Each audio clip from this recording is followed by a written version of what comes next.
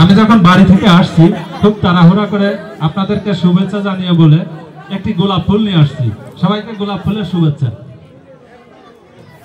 ফুল আছে এই জন্য কেউ কথা বলেন না, হাততালি উদান না, তাই না?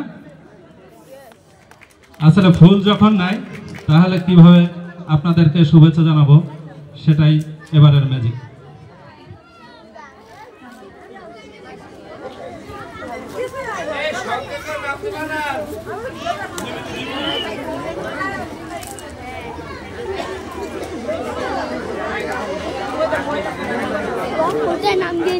কবিতার নাম দিছো? দিদির নাম দিছো? দিদির নাম দিয়ে আসো।